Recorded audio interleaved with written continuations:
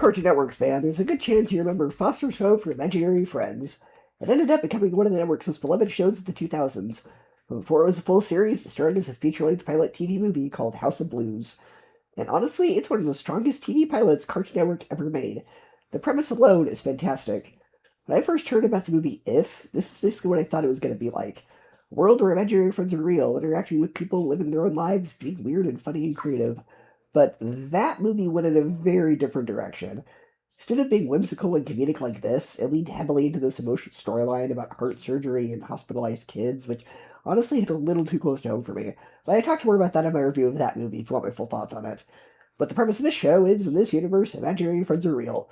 When kids imagine them, they literally come into existence as physical beings that everyone can see and interact with. Not just the kid who imagined them, everybody. But eventually, kids grow up, and when they do, they often stop needing their imaginary friends. So what happens to those friends after that?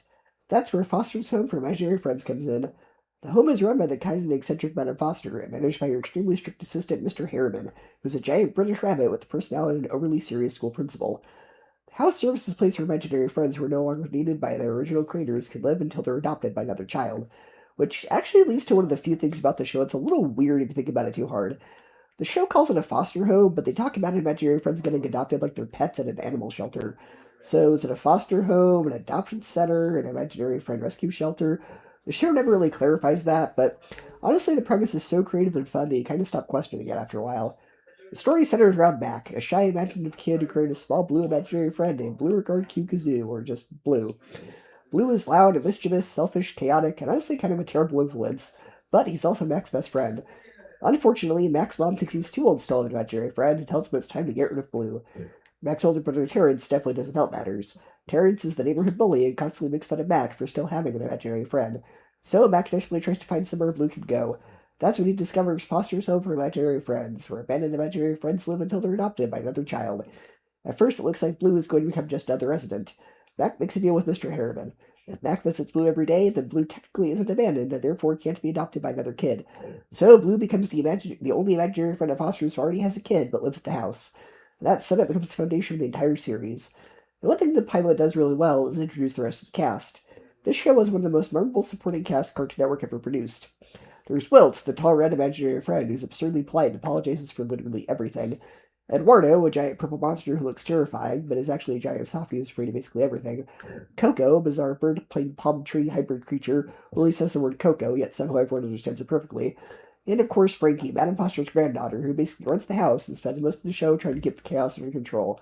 And something I didn't know until recently is that Frankie is actually based on the creator Craig McCracken's wife, Lauren Faust. And if that name sounds familiar, it should. Lauren Faust later went on to become one of the key creators behind the show My Little Pony, Friendship is Magic, which makes one particular joke in this movie a lot funnier in hindsight.